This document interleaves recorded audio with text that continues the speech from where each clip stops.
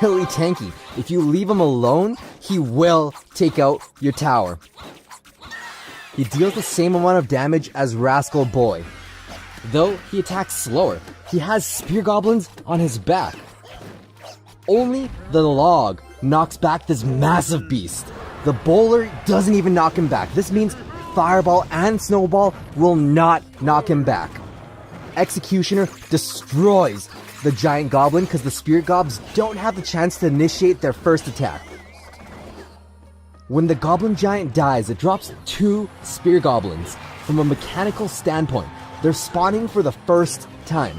Therefore, they will attack the nearest units instead of continuing to attack the princess tower.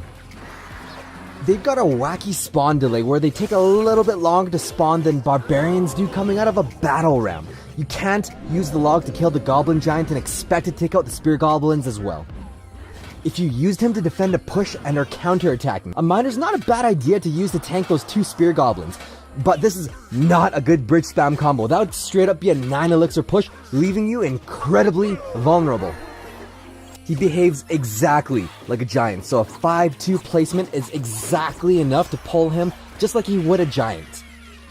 When you tornado him to the king tower to activate, be careful, because 1 or 2 of those spear goblins will actually keep hitting that princess tower. But if you can afford the damage, that's totally fine. If you can't though, that's a lot of damage to your princess tower. In a perfect scenario, you'll have a cheap disposable tank like an ice golem to absorb the spear goblins.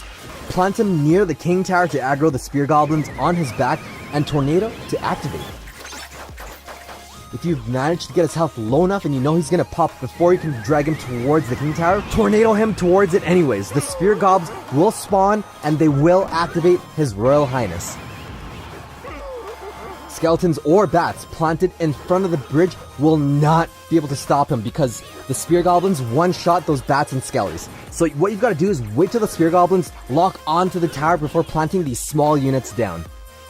The goblin giant pairs really well with zap because it destroys minion horde and other swarmy units after being zapped. Just because now the spear gobs can now one-shot the minions. Kiting beefy units are the best because the spear gobs attack it while the big boy goblin runs away, pulling the giant skeleton. Left ignored, that giant goblin's gonna deal work to the tower. But using Goblin Giant to kite slower units like a P.E.K.K.A will only kite it to the other tower since he moves a bit faster than the big Mama P.E.K.K.A. She'll get 3 hits on the Princess Tower left unattended. But maybe you can afford the damage on the opposite side. It's still useful to do just in case you need to separate the P.E.K.K.A from support units to utilize both your Princess Towers to address the Musketeer by itself. Bonus points for using skeletons or goblins to distract the big Mama P.E.K.K.A. It's incredibly satisfying to kite a baby dragon since they both share the same move speed, capitalizing on both your towers, hitting the baby dragon, and now you're up a beefy giant goblin for 2 elixir. Basically, anything medium move speed is the perfect unit to kite. It chases him indefinitely while getting chipped away at the spear goblins. Another unit you can use to kite him really effectively is going to be a Dark Prince. The Prince is a splasher, not a heavy hitter, so he tickles the giant for 2 elixir. They now have to deal with this Mega Goblin. You can also kite units such as a Mega Minion, Baby Dragons away from battle if placed correctly. It's especially useful to separate poorly positioned air support units from Giant and Golem pushes. Giant Goblin versus Graveyard is amazing. There's nothing they can do besides Graveyard Freeze, especially since most Graveyard decks will carry poison, and they can't poison those Spear Goblins sitting in the Giant Goblin's basket.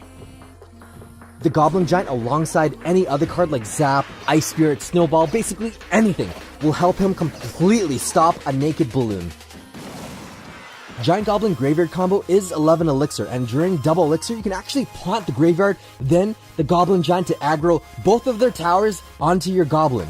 It's an expensive combo though, so you gotta be sure, you gotta be absolutely sure they can't counter this combo or you are dead.